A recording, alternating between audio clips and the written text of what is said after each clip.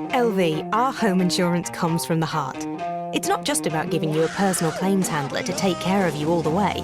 It's about looking after you in other ways too. Like when you go direct to us, buy online and get a massive 25% discount. To see how much you could save with the Which Insurance Provider of the Year 2017, go direct to lv.com. Online discount for new customers only, excludes home emergency and home legal expenses. I'd like to begin by introducing the Nintendo Switch launch date, suggested retail price, and online services. Nintendo Switch will release simultaneously on March 3rd, 2017 in Japan, the US, Canada, major European countries, Hong Kong, and other territories. This is the suggested retail price for Nintendo Switch. In Japan, it will be 29,980 yen. In North America, it will be $299.99. Ladies and gentlemen. Ladies and gentlemen. Podcasting since 2005. You're listening to Gamertag Radio. With your host, podcaster Hall of Famer Danny Pena, the always opinionated Paris Lilly, and from outside of the norm, Peter Toledo. This is Gamertag Radio. Here we go.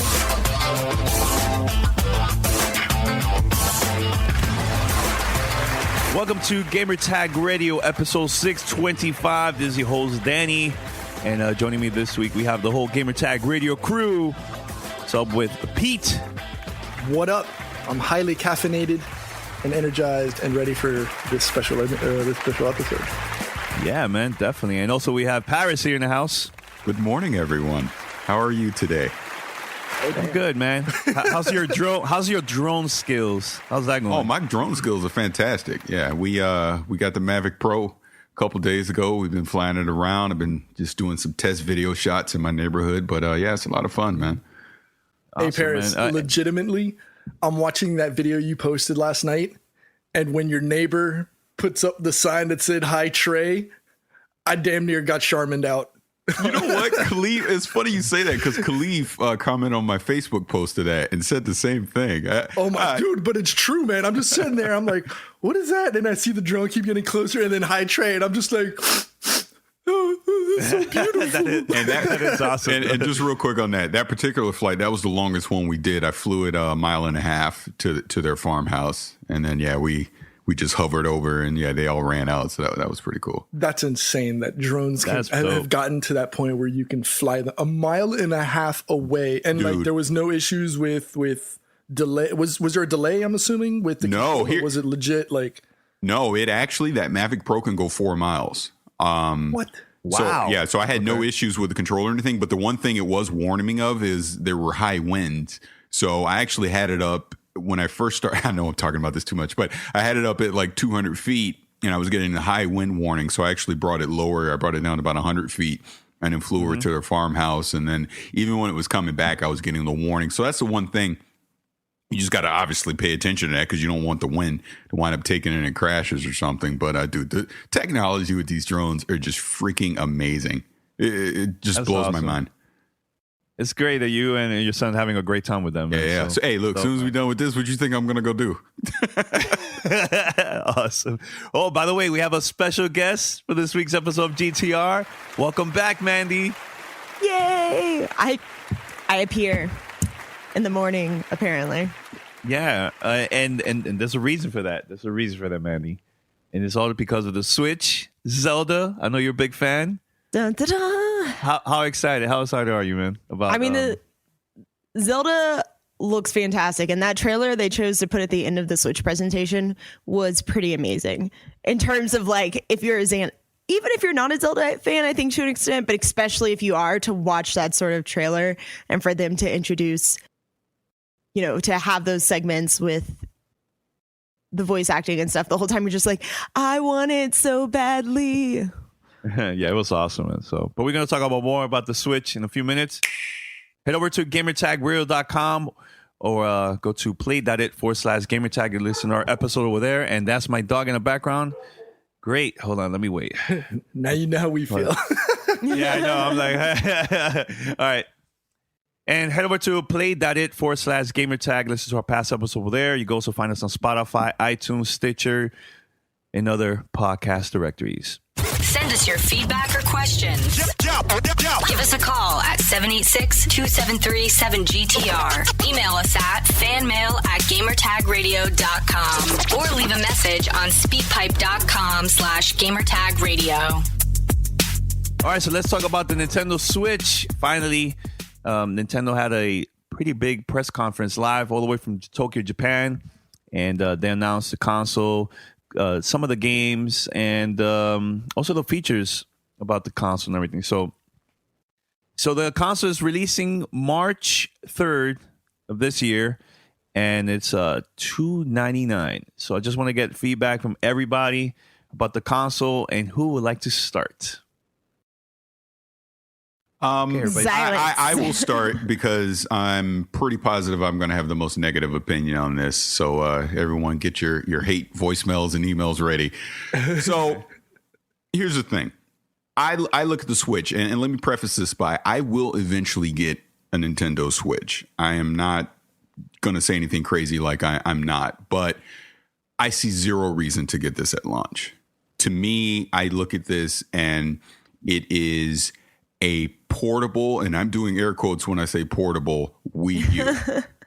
Because I look at the battery life. For me, it's disappointing because let's be honest, they say 2.5 to 6 hours. If you're playing Zelda or Mario Odyssey or any of the high AAA games, you're going to be closer to that 2 hours than you're going to be to the 6. So right there, that's a little disappointing to me. I look at the launch lineup of games, and really the only carrot is Zelda. And I already have a Wii U, so it's not like I plan on playing Zelda on the go. So I don't necessarily need a Switch to experience Zelda early on. Mm-hmm. Third for me, and I know some people got a little snarky about this on Twitter, but in my opinion, as a working father with 3 kids and a mortgage and everything that goes with it, it's $299. I don't think this is necessarily worth $300 at launch. Nintendo with the Wii U showed me that they don't necessarily know what the hell they're doing when they launch products, and they have to kind of course correct as we get into the life cycle of these products. So when I see $299, I have a flashback to the Wii U the Wii U again, where I'm like, do I necessarily want to spend this amount of money at launch?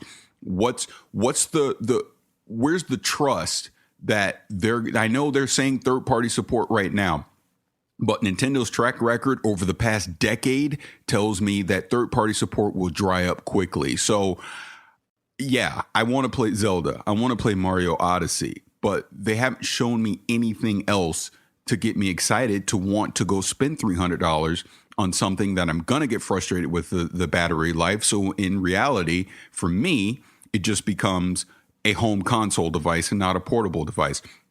Not to mention hold on real quick. And then the other thing is the Joy-Cons. Sorry, I'm 6'3", probably about 225 pounds with giant hands. That thing looks tiny to me. I mean, our good friend Uriah, he put a picture on Instagram because he went to the Nintendo Switch event and he has the Joy-Cons in his hands. It looks tiny in his hands. You know what I mean? I'm like, oh my God, will I even be able to control this thing? Look, I watched some of the impressions that came from it. I get that it's mostly positive as far as the hardware and everything that they're trying to do. I'm not discounting that at all. I just don't see a reason for me to want to fight through the madness to try and pre-order this thing or stand in line at 3 o'clock in the morning. Because look, we know Nintendo, there's going to be shortages for the first couple months anyways, right? I'd be better off sitting this out, waiting to hear your guys' impressions on this. Is there a reason to not play Zelda on the Wii U? That's a big one for me. And will they have the library support beyond Mario? I mean, we know a Metroid and things like that will eventually come, but I go back to the history with the Wii U and I'm holding my breath. I'd rather wait. As a consumer, I'd rather wait and see what they're going to do. They need to prove it to me, is what I'm trying to say, versus me blindly running out day one and pre-ordering this thing and dropping my money on it. So I'm in a wait and see mode. And that's just the God honest truth. I have a lot of things to say about that. So the first thing is, I was looking at a list that somebody posted online.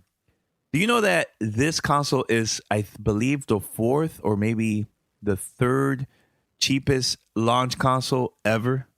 And that's a lot of things that people don't. Okay, but hold it. You need to quantify how you phrase that, because what that was the price adjusted for inflation.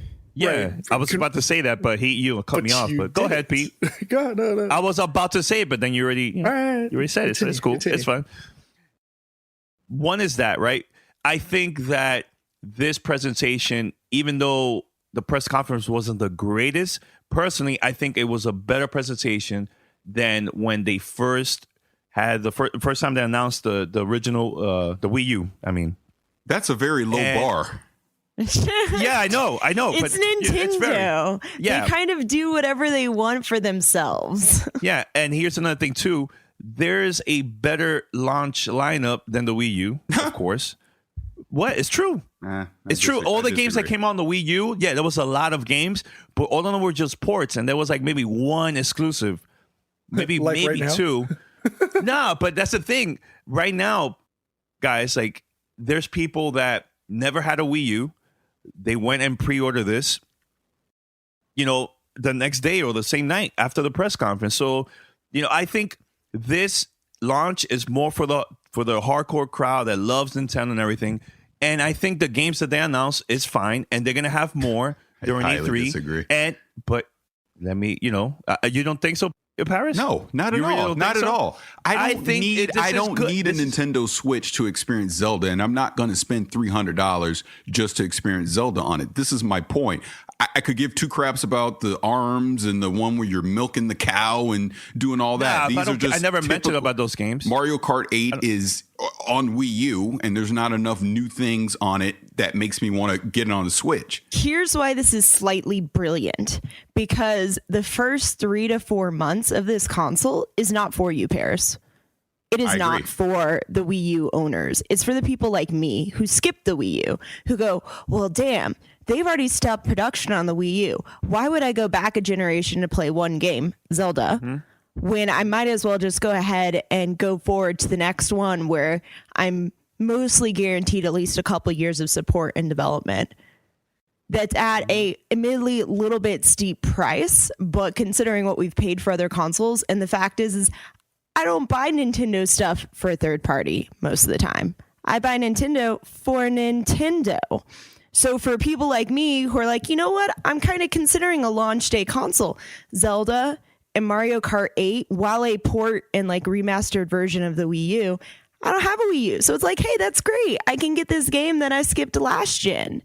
And a few of those put together will be enough to cover until we hit post E3, when there'll probably be a broader library, more games announced, hopefully more for individuals like yourself who are skeptical, more of a library of third party. Fingers crossed, though you're right, we have to be skeptical because Nintendo's kind of been failing in that category. And then what they'll do is put a new rush of hardware out onto the shelves when they have their second round of big releases leading up to Mario and stuff right before the holiday.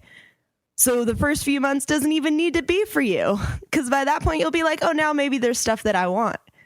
And at that point, you have the first half of people who are like, I need to have a Nintendo console for Zelda because I don't right now.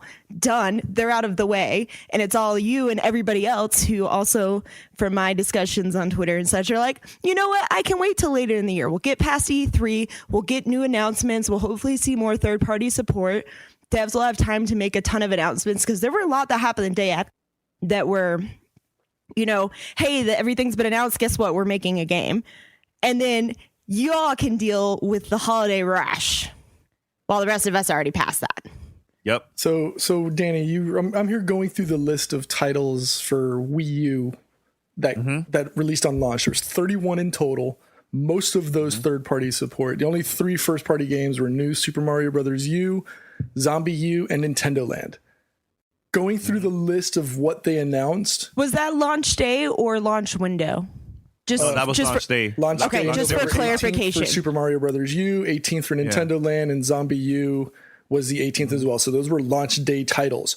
Okay. How does that make the Switch have more launch titles than the Wii U? No, I didn't say more. I said better quality, because the ones that came out from the Wii U on launch day, it was just a bunch of ports where the majority of people, they were like, I have the PlayStation version, I have the Xbox version, why I'm going to buy the Wii U version? Well, so when I went to buy, but when I went to buy the Wii U, I purchased 2 games. It was Zombie U and Mario. The reason is exclusives. That's what I wanted. If I'm going to buy a console, I want exclusives games that's not available anywhere else.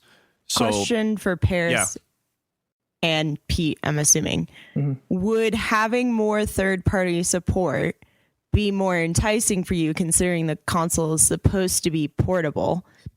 Even though I think we all agree on the whole battery thing, like 2 to 6 hours seems pretty low. Supposed that I read somewhere that the current estimate is playing a game like Zelda or such will probably get you about 3 hours when you're off the dock. But is it like the idea that you could have a console equivalent game portable and that's why you want more third party? No, because I kind of, like you alluded to before, I get a Nintendo product for Nintendo games. So I would want to see more quote unquote AA to AAA Nintendo games versus third party games I'm going to play on my PC or, PlayStation or whatever. So that's not an incentive for me. The portable thing is just nice to have, but there'll never be a scenario where there's a third party game that I'm going to pick up on the Switch and bypass playing it on the PC because it's portable. So I'm looking at things that are Nintendo specific that I would pick it up for on the Switch. And like I'm saying, your summation was perfect, Mandy. This is not for me in the first 3 to 4 months. It's definitely not. So I'm not going to go out of my way to acquire a Switch for that very reason, because I'm in the mode of I'm waiting. You need to show me why I need to get a Switch. And right now, the first game that I would then consider getting a Switch for is going to be in the holiday, which is going to be Mario Odyssey, if it makes the holiday, because we know Nintendo, and it will not shock me if it gets delayed to 2018. So we'll see. I'm kind of expecting Xenoblade to be delayed as well. Yeah. I'm not really thinking that'll hit 2017. I mean, to be fair, there were a lot of things that were shown either in their sizzle reel of clips during the press conference, and then a variety. I wish I had a list somewhere, because Nintendo is showing off all the stuff that's really like what they showed during the press conference.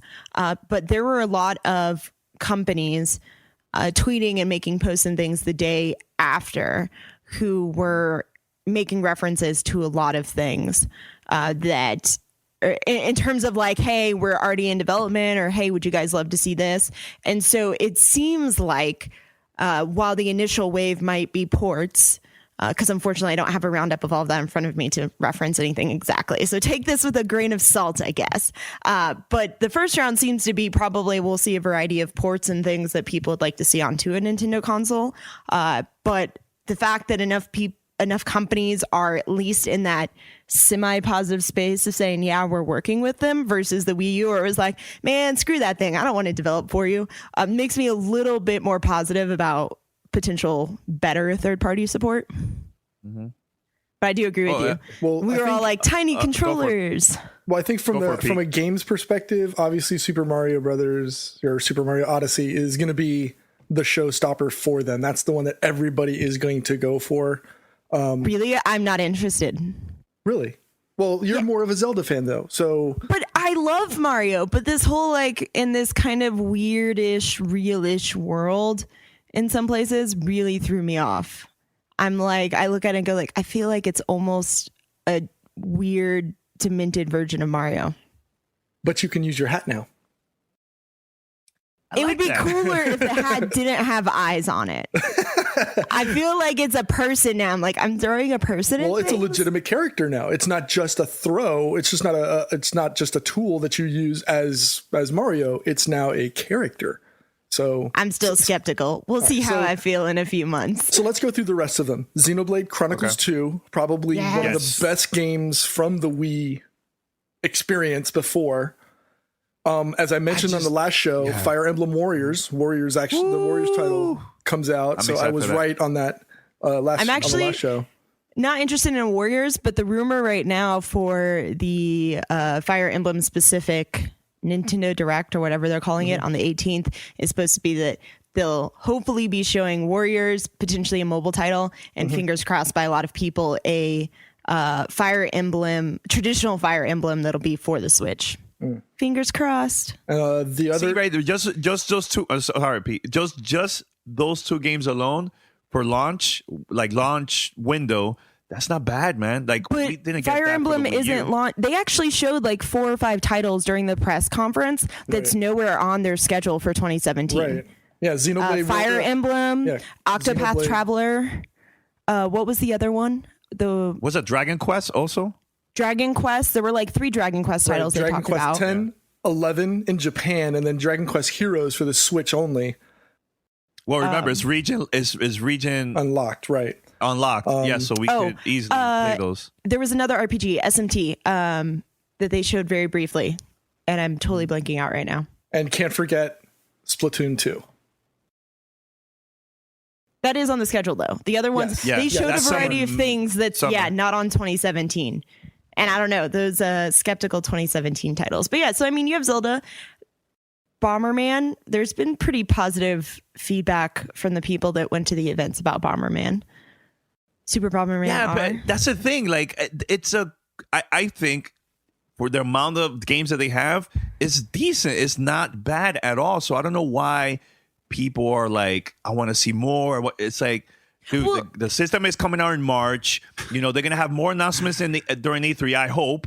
And eventually, you know, there's probably going to be, you know, bundles and all this stuff that in the holidays. Like, I think it's great. Plus, the messaging is 10 times better than the original Wii U, because there were still people that had the original Wii and they thought by them buying a Wii U game, it will work with the Wii. You know, and this one, it has been a great way for them to promote the product. I disagree completely.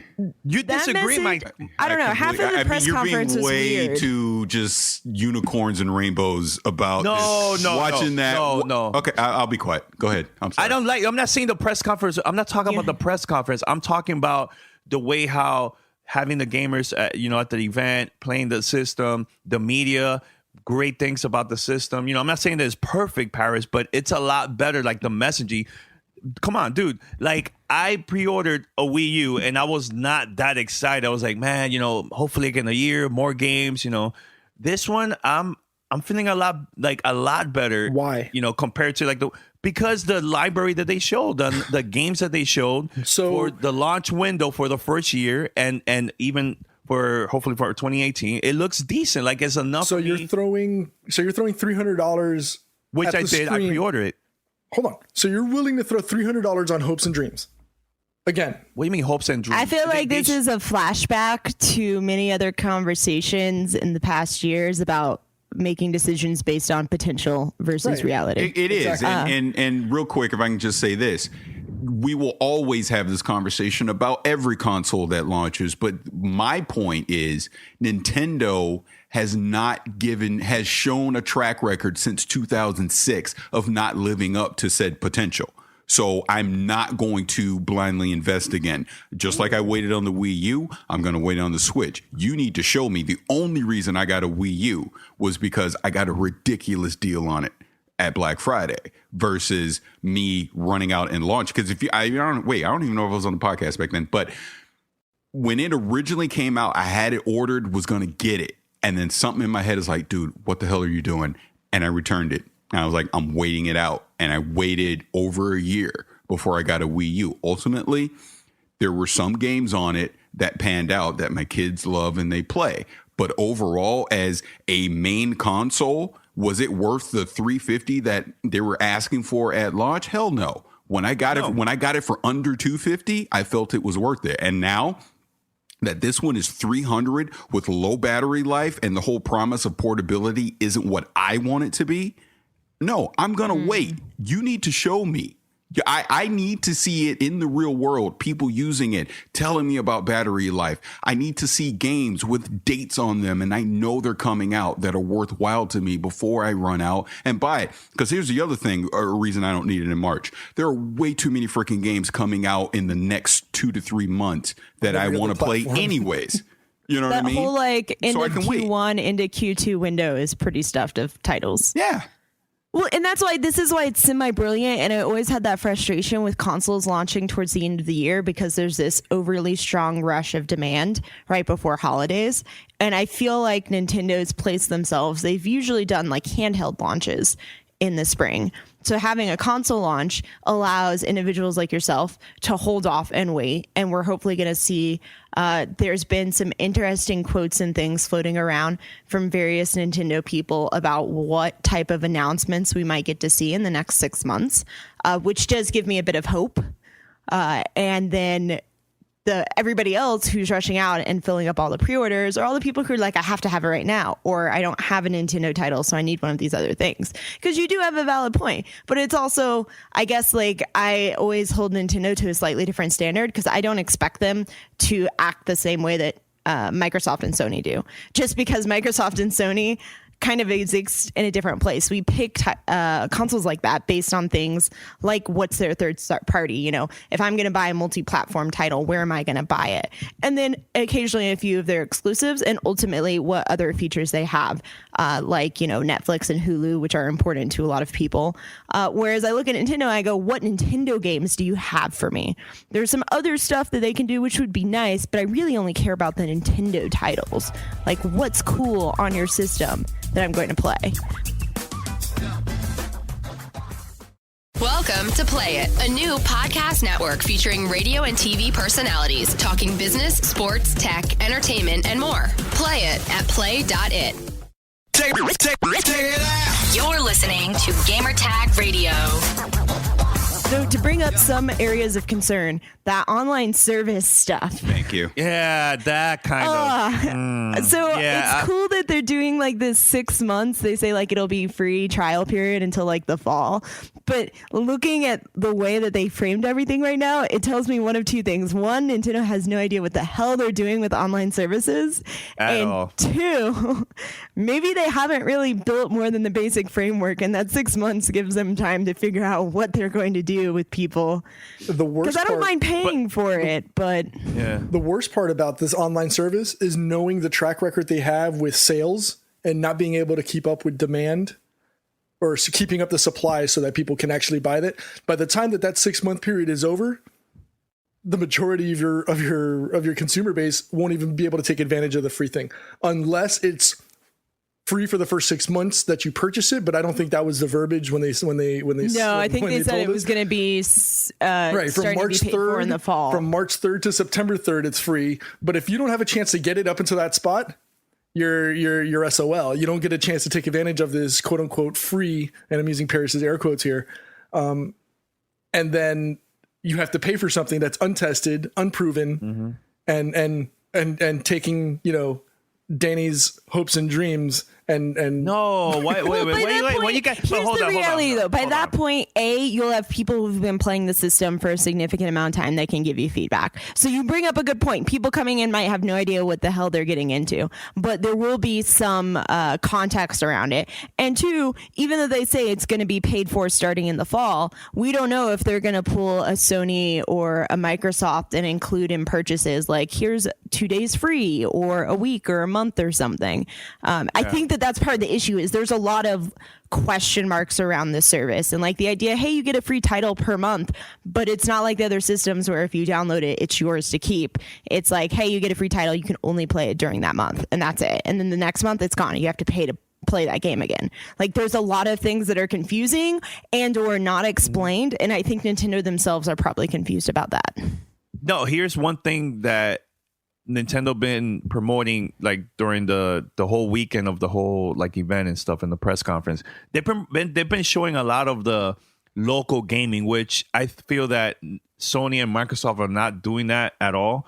So like if I decide not to pay for online, I think I'll be okay based on the local multiplayer games that they have for the Switch, I think I'll be fine, and I don't need to get the online service at all, you know? So it all depends on the game. So Nintendo still believes in, you know, the gaming culture of 20 years ago when everything was going over to your buddy's house and playing a game, you know, split screen or something, which isn't negative per se. It's really great for you know, families and that sort of demographic that Nintendo tends to center on.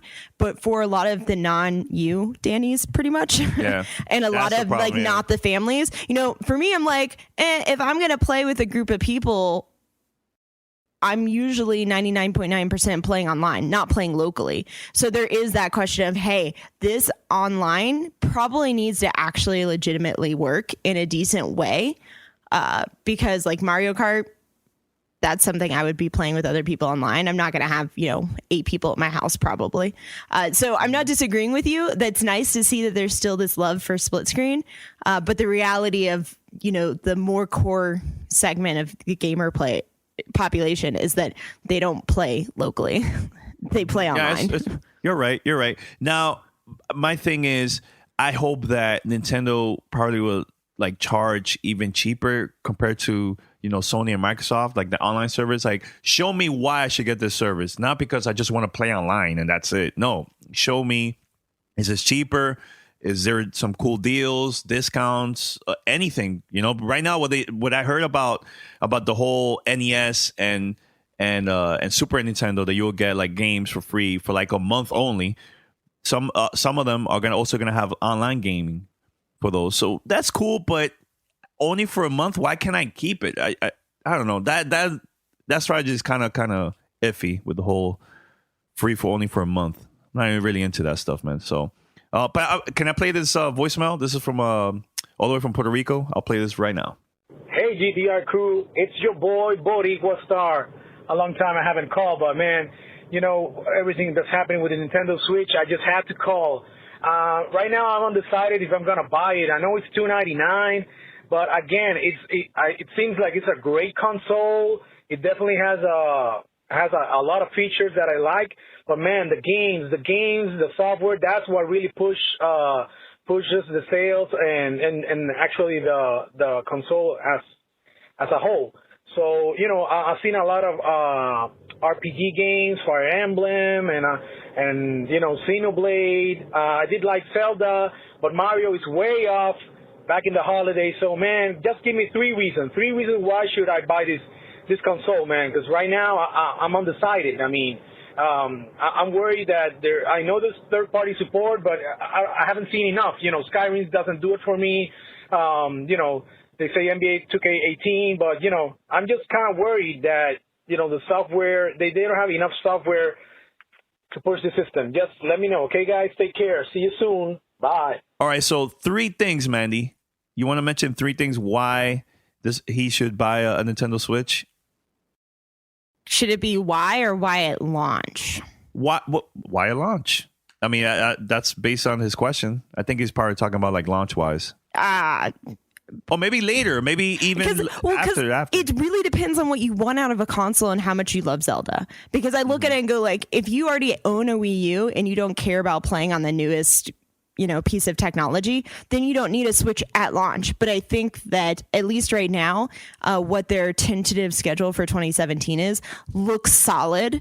Solid being if you're a big fan of Nintendo only titles, and then, you know, rumors and things abound that that's going to get fleshed out much more over the next few months leading up to E3.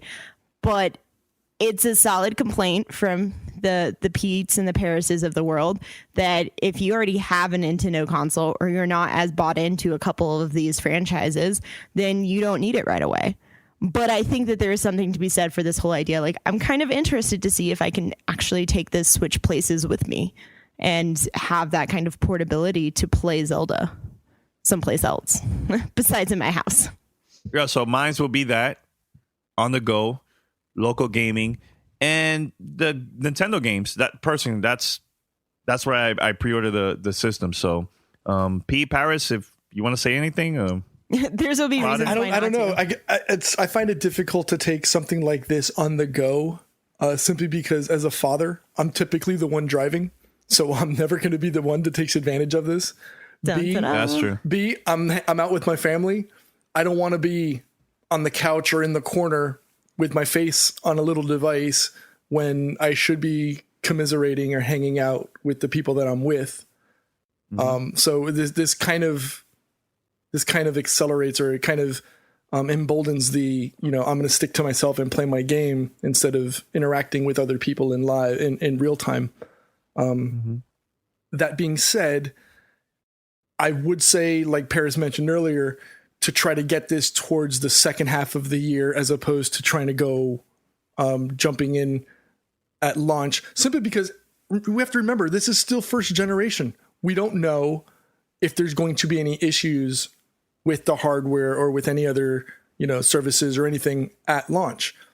You're taking the risk on a day one Gen 1 device. Now, that's what being an early adopter is. Exactly. Now, Nintendo has had a better track record with regards to these things as opposed to the Sonys and the Microsofts with their respective products.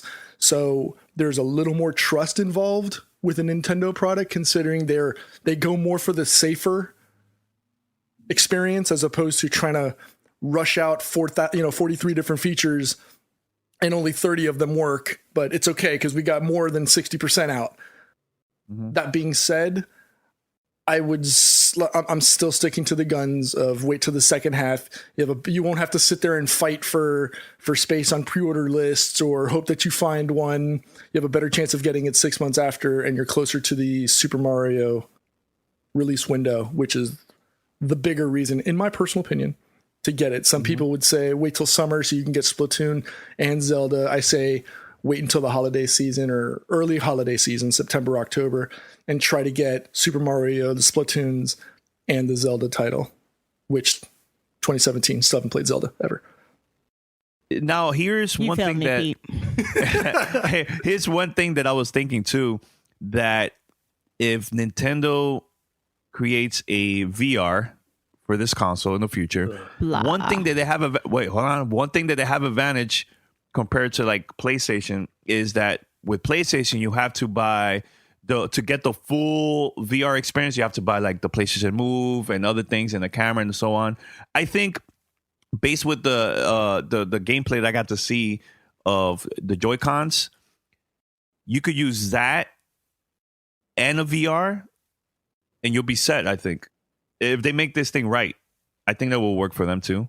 That's one thing that they could take advantage of, because the whole Joy-Cons, like the way how you play and everything. So I don't know. I was thinking about that the other night too, I wouldn't be surprised. It was kind of news that slipped in under the radar back in December, but they did show a patent for VR tech. For VR? Yeah. So okay. The patent was the patent was originally filled in June, but it didn't really get published to the world until December, with the Switch itself plugging into a headset. Like you literally slide it in and then, your eyes are, to the back part of it. I think it's similar to like the Vive or to the more like the Samsung Gear, or the Samsung version of it, where you fold into you fold the phone into the headset.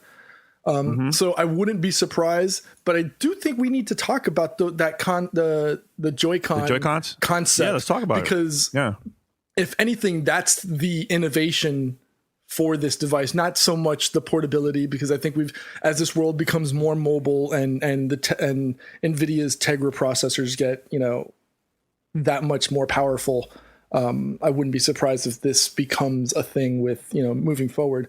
But what did you the price point for it aside? Because I think it's kind of expensive, but I think it's a good thing. What are your feelings on all of the features that this Joy-Con gives? I mean, Paris, you want to go first? Because we've been talking a lot. You've been kind of... I hate everything. No, I don't hate everything. And let's make that crystal clear again. I'm going to get one eventually. I'm just trying to be realistic about this. I'm not look, I'm not 20 years old. I have kids. I have bills. I have to be realistic about these things. So if you're going to get my money, you need to prove it to me. And that's just the philosophy I take with all these consoles. You know what I mean? And that's fine. But yeah, it's fine. But to answer your question about the Joy-Con, I mean, no, it is impressive tech. I mean, I know they call it HD Rumble, and what that means, we'll find out as these games come out. But look, they're just tiny. Nintendo created Rumble, so I kind of think they know what they're doing when it comes to that. So like I said, my only issue with the Joy-Con is they're so small. So I got to see how practical they're going to be for me, you know, having big hands. But the technology and the use that they're using with the tracking that these things have, you know, in game situations is fantastic. And like you mentioned, the potential that these things could be used in a VR setting could be the game changer potentially. So my only complaint about them truly is the size and the price. That's it. But as far as the technology goes and the way that Nintendo is going to use these in gaming, I think it's fantastic. And it goes to show that Nintendo, when they're on their A game, they continue to innovate on the software and on the hardware side. You know, this is a hardware innovation that they're bringing to market, which you can guarantee years from now, Microsoft and Sony will copy 100%. And then one thing, too, we have to talk about, too, is that it's $299 and you're basically, you're getting one controller, but if you could also split it up to two controllers. So that's great for, like, if you have kids. I think this is cool. And it's smart for Nintendo to make that move, too. Question. Yeah. So I was with everybody else. They thought all of the controllers were excessively expensive. And I still feel that way about the Pro controller.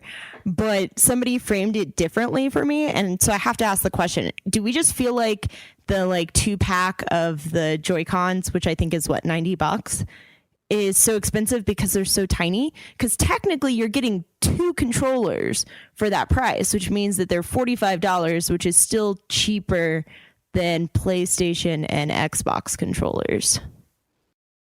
Or is it just because they're so tiny and we don't really understand what you'd be using them for, or if you really want to, that we're like, damn, that's expensive? Anybody? I don't know. I think from what I remember, the pricing was $30 for the Joy-Cons themselves separately, right? Then it's, I want to say $80 for the two Joy-Cons and a grip. But if you wanted to go with the Pro, I think it was $100. Am I wrong? I do have a question about that, though. Now, considering that the Joy-Cons, I think the right one has an NFC reader, so you can use amiibos. There's motion. The left Joy-Con has the rumble and the motion control.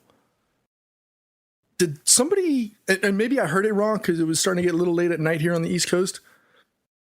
Did Zoizumi say future video capture for social media? To start with, it's just screenshots via a button, but I think that the phrasing was that eventually that button would allow for capturing video as well. Ooh, yeah, okay. but it's not for launch. No. That's he made sure that he was like for future.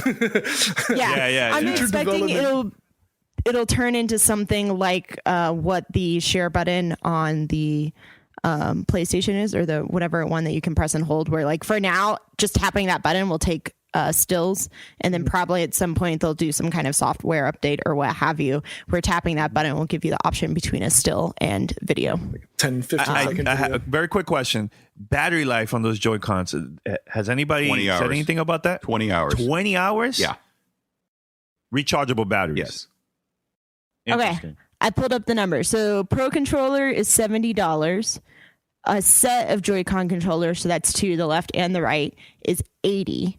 And a singular Joy-Con by itself is $50. $50? That's a little bit too much for one. But here's the question. Is it too much for one because you think it's not as valuable as a regular controller? Because that's like the same price you'd pay for a PlayStation or Xbox controller. And remember, and you have the left and right bumpers as well on each one. That's true. And that's why I'm like, full features.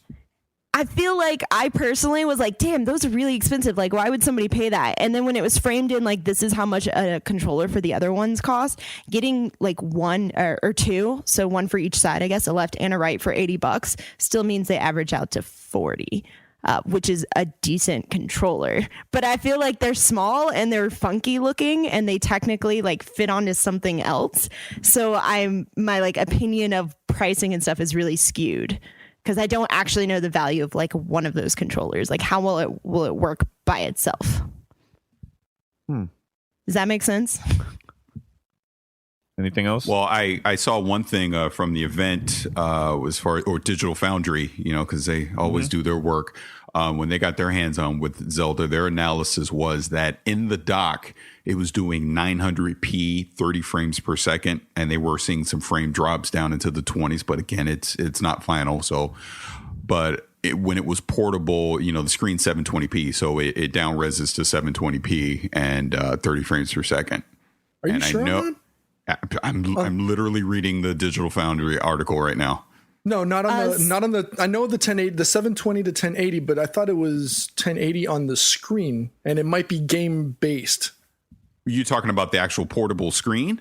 No, like when you plug the Switch into the dock. It can do 1080. I'm saying that they're saying Zelda is native 900p. Oh, Zelda, the title itself. Okay, the title itself was 900p.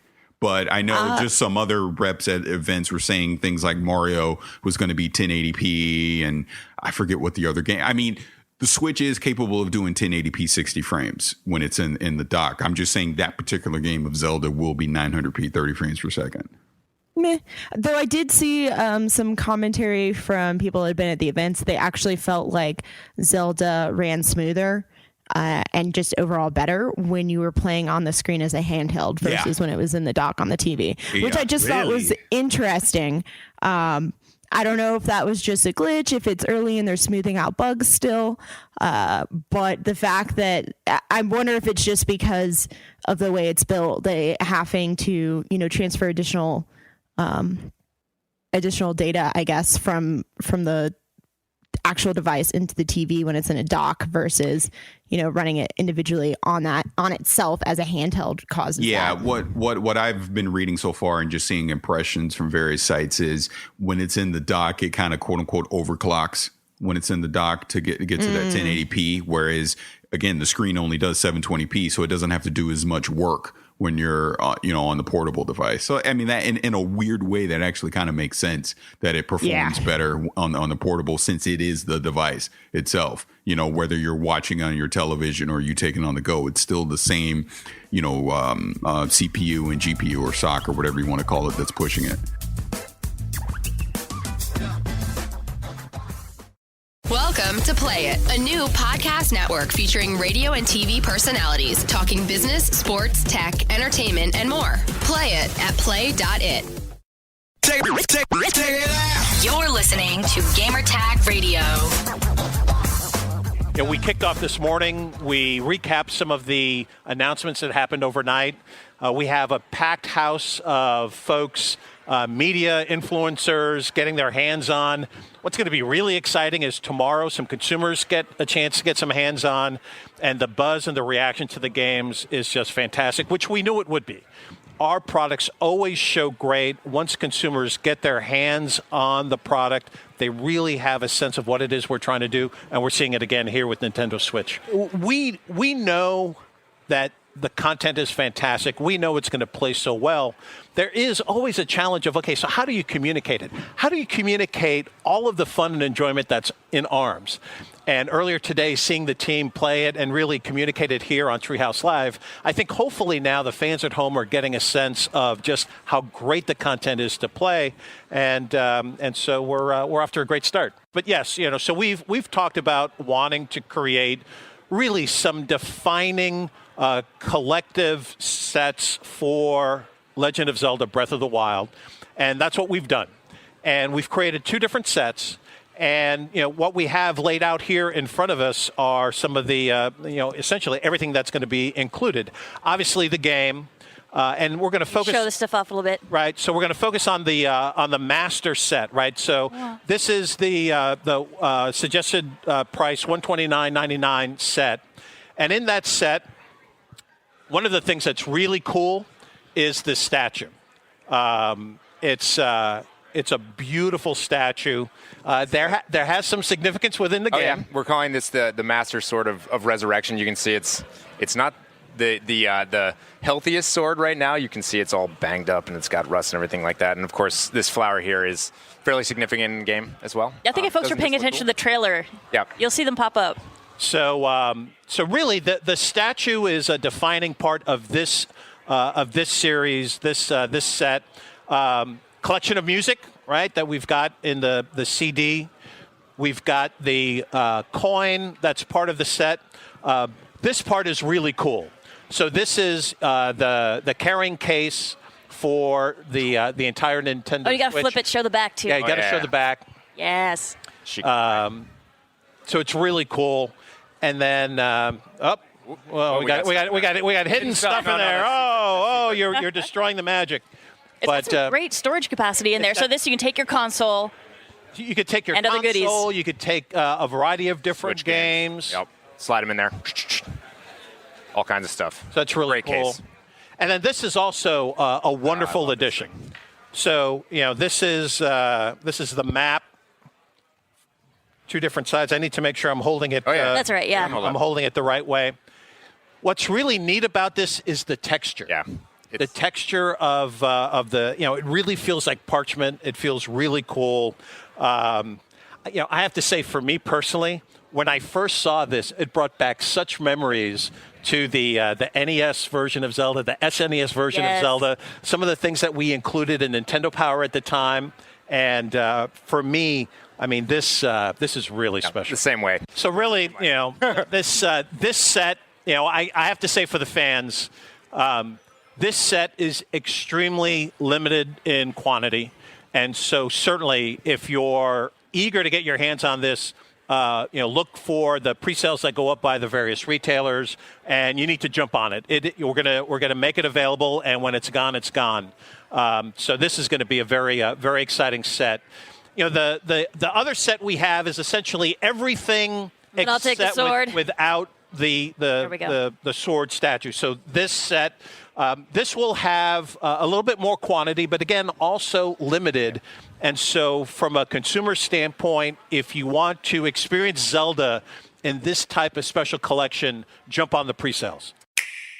You know what? I'm kind of curious about this too. The accessories for this console, like in the future, we're probably going to see a lot, like especially for stuff on the go, for like charging and everything. Because I think you could also it's a USB USB-C, right? Yeah. So Okay. I mean, the dock set, from my understanding, comes with one of those anyways. So if you wanted to like plug it in someplace else, but that'll be the interesting thing, and that's why I'm like slightly, I don't want to say less concerned, but not as put off by the battery life. Even though I want it to be longer, I'm kind of expecting at some point to have options to help that.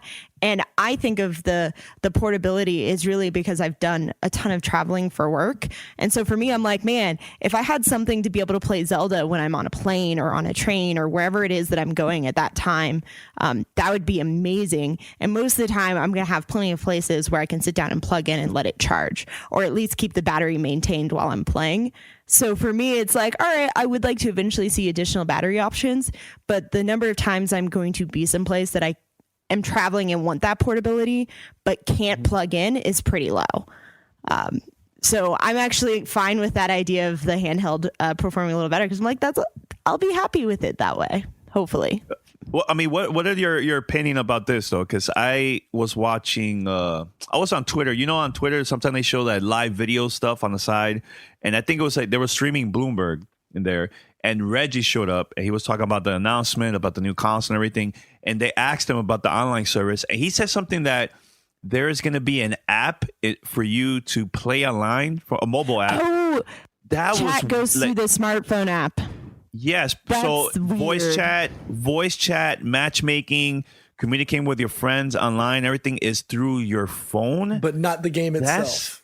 That's weird. Not the game. That doesn't make no sense. But in a way, it could work if you're on the go. Maybe that's the reason. I don't know, man. I need a better understanding of how that's supposed to work and like what the technicalities are there in terms of connecting everything and what have you. But it seems awkward to me. Yeah, you're taking the tech out of the device and allowing the Switch to focus on the game and not have to put in all the additional hardware to support communications, etc. You're not reliant on the Switch to do all of that, which is why they can make it portable, which is why they can keep the form factor smaller than every other. But then what do I run into? Like, let's say I want to play Mario Kart online with friends while I'm traveling. Mm-hmm. If I have to plug this supposed headset or what have you into my phone to be able to hear and talk to people, does that mean I'm unable to plug into the system and get game sound? That's what I was going to tell you, because is there any like headphone jack anywhere from the controllers? Because I don't think there isn't at all. Bluetooth. Not on the Bluetooth. I don't know if it's on the it's not on the Pro Controller, because I know somebody posted that somewhere. It's not on the Pro Controller. I think if there is a headphone jack, it's like only for sound. It's not for, but it's just one of those that like how it'll work out and whether it'll work as smoothly and seamlessly is what I'm a little more concerned about. If they can make justification for how that works and the portability and not having to have that tech in makes sense. At the same time, I'm thinking like, but how smoothly is this going to work for me in terms of having all of those things align when the technology is going to be split between different devices? You know, I think this console might be really successful in Japan, because in Japan, they're all on the go, all mobile, like 3DS. So this could work big time in Japan, but I wonder how this is going to work for here. You don't think so? That press conference is all about Japan. That press conference was not intended for people in the West. It was like a magic show. It was hilarious. Yeah, but go ahead, Paris. Go ahead. The battery life. I think the battery life is what can keep it from not being as successful as the 3DS in Japan. You know, I have a few buddies that live in Japan, and their response to me was, this thing is just a portable Wii U. Why would I want to get it? Because it's not as portable as Nintendo is claiming that it should be. Can I stop? I gotta stop people by saying that, man. How this is a portable Wii U? You can even go 10 feet away from the console. I'm telling you what someone told me. Why? I know, not you, but I'm just saying that a lot of people have been saying that. A lot of people have been saying that. And first of all, you can even go that far with a Wii U. I think you're misinterpreting the comment. I was going to say, like, this is the evolution of the Wii U. Like, let's take that whole concept and make it more portable in the sense of, like, hey, you were supposed to have this gamepad and you could play on it around your house as long as you were within a certain distance of the home setup. And, you know, it had these variety of things, touchscreen, and it could do this. And it was basically like playing a giant 3DS, but someplace else in your house in case you don't have the next iteration of the Wii U made more portable. Yeah, so it's the evolution of them pulling from a variety of things, but probably largely the Wii U. This might have been their semi-intention all along, pending how successful the Wii U was, which obviously was not as much as they probably would have liked, which was, let's get a feel for what people think of these features and then move forward on that. And also, I think we haven't mentioned 32 gig hard drive. Yeah, but it's expandable the SD card, right? Expandable up to 256. But at the end of the day, with the amount of storage that these games are taking, granted, you're not having to worry about massive audio packs, like a la like the Titanfall 2s and Titanfalls, and you don't have to worry about Witcher 3 style environment graphics, so your games at that point maybe shrink a little bit. But that's going to chew up. That's my question. It's already been confirmed that Zelda takes up 40% of the current drive space.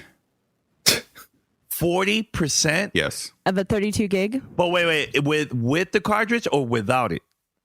I just saw the headline. I can't answer that specifically, or if it's with or without the cartridge. But if Zelda, Zelda is on your hard drive, it takes up 40% of the disk space. I'm assuming this is that's what 13 or 14 gigs. Digital. Yeah, this is most likely digital.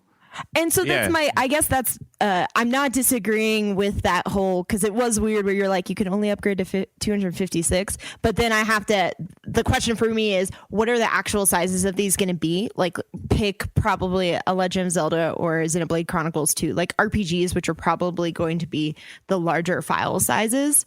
What are those actually in digital? And then how does that compare? What kind of space will it need to take up when you're playing through a cartridge? Are your games getting saved to the cartridge, or are they getting saved onto your device? I need some more technical details on that to tell. Like, I think that's a really small file size. Like 256 is nothing when we're talking about like Xboxes and stuff that have 1 terabyte. Prospectively, what does that actually mean in context? Because Nintendo does crap their own way, and I'm so confused sometimes with that, where I'm like, okay, Nintendo, what is yours going to look like? Because right now, I don't know. Well, the bigger question, I think, is obviously, you can get the games on cartridges, and if you're not just committed to 100% digital life, that should be fine. But the issue is going to be when it comes to expansions and DLCs and things like that of existing games. How is Nintendo going to support that? If they're obviously you're going to need a digital download of these things. What are the sizes of these expansions and patches and all that going to be? If you're limited to only 256, all that stuff is going to start to add up eventually. I'm not saying, in the first year, but eventually it's going to add up. Y'all can't see me raise my hand, but I am. Question. Having skipped the Wii U generation, outside of like Mario Kart, how many of their games legitimately have like DLC and stuff? Little, very little. So, no, there was a lot for there's more of a 3DS though. Yeah, you're right. I'm just wondering, like, the only one I can think of immediately off the top of my head where I'm like, do they release a game and then they have like DLC and other packs and things come out that you need to download is Mario Kart. Mario Kart, Smash Brothers, like the first party games. Yeah, there was some DLC for some of those games. And like new characters, new levels. Yeah. So then it comes down to, are they going to get the type of third-party support that would require you being able to have space for patches and DLC? That's the question that I want to know. Because like the Skyrim release is going to be like the remastered, has all the crap, what have you, assumingly. So it's more other titles, other third-party that you look at and go, so is this like actually going to get DLCs? If they put out a Witcher 3 equivalent, is it going to get each of the expansions? There's where my question is. Yeah. There was a lot of people excited about Skyrim. I was like, really? What? I mean, it's a classic game. Don't get me wrong. But it's already been out for the Xbox and PlayStation. But they were like, nah, I could take this on the go, play Skyrim. I'm like, okay, all right. I mean, more power to you. That's actually, I guess, part of the reason I would want additional third-party support is because if the portability works out the way they're selling it as, then it's that idea of, for those of us that aren't the Pete's of the world and probably the Paris of the world, who are the ones stuck driving and stuff most of the time, having that option to finally take something more than just like a 3DS, which I love my 3DS. Let's not lie. I play Pokemon and I play Zelda and I play all those games and I love it and I take it with me when I travel still. But the idea that I could get the console scale games traveling with me in a way that isn't like a mobile port is kind of enticing. But it really only works if you travel a lot. Yeah. So anything else before we wrap it up? We only have like a couple more minutes. Anything else? Yeah, no. I'm thinking of any other things. I know by the end. Okay. No, I have one because you've really not answered this, and we probably should go out on this note since I guess I started it with negativity. You can end it with positivity. Yay. Why are you excited to get the Nintendo Switch at launch? Me, it's just first of all, I have my Wii U at storage because I have a lot of like games and stuff. So I'm excited just to play Zelda personally for me because I'm a Nintendo fan, Zelda fan, and then eventually, playing Mario Kart with my nephews. Like we already planned everything out. Like with my brothers and my nephews, they already he pre-ordered the system. He purchased extra controllers and everything, and we already have everything planned. Like for us to play like local games together with the family and everything. And that's the thing that I love about Nintendo. I could sit down and play these games locally with my nephews and like with my brother and my sister and my fiance. Like I can't sometimes do that with these new consoles, and I think that's the main reason why I purchased. Not only because it's just the games, but just the experience to play with the family together. Personally, okay. Full disclosure, I have pre-ordered a Switch. I'm not 100%. I'm not really 100% if I'm going to actually end up keeping that pre-order to pick it up on day one. But no matter what, I've pre-ordered and I am getting the Legend of Zelda Master Edition. So no matter what, I will have that game launch day, even if I don't have the console to play it.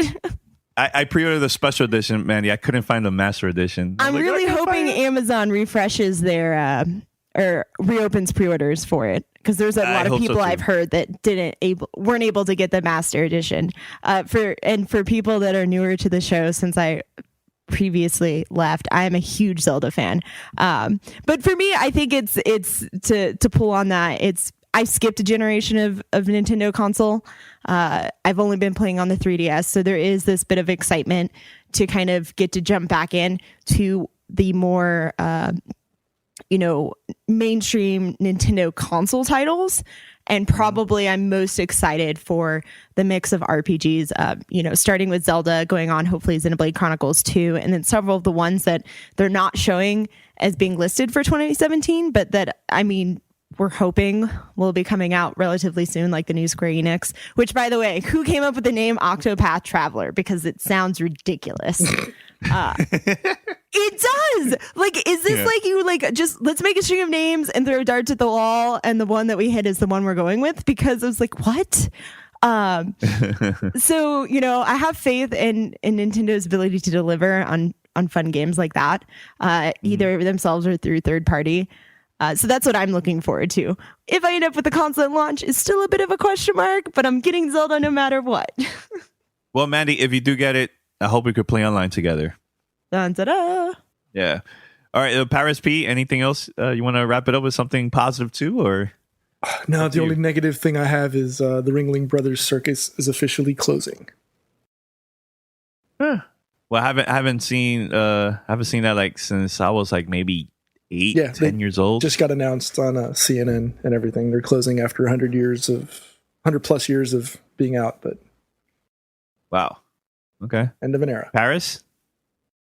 I'm done. That's it. Positivity, Paris. Come on, let's do it. Since Close it out with positivity. Opened up with negativity, he cannot close. Well, no, positivity. just like I said at the beginning, I'm pretty sure I said in the middle of the show. I'll end it with this: I will get a Nintendo Switch.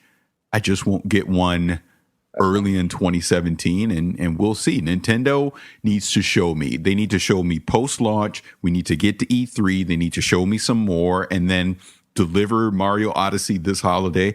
I'll get a Switch. You show it to your son? Yeah, we literally. Shout out to Khalif and Cicero and the guys over at Spawn on Me, because we all watched it on the Google Hangout together. My son was right here with me. We watched it together. And look, I'm not gonna. His opinion is his opinion. I won't even give you his opinion on the show. But let's just say he watched it. I'll leave it at that. Okay. All right, cool. All right, so head over to gamertagradio.com or play.it/gamertag. And also you can find us on iTunes, Spotify, Stitcher, TuneIn Radio, and all the podcast directories. Send us your feedback or questions. Give us a call at 786-273-7GTR. Email us at fanmail@gamertagradio.com or leave a message on speakpipe.com/gamertagradio. All right, so the next episode, we have a special guest. Michael Pachter is going to be joining us. And we're going to be talking more about the Switch. I'm wondering what he's going to say about this console and everything. So very, very curious about that. So stay tuned. That's coming up later this week. All this and more only on Gamertag Radio. So until next time, we're out. Peace. Yep. Thanks for listening to Gamertag Radio. Be sure to like us on Facebook and follow us on Twitter.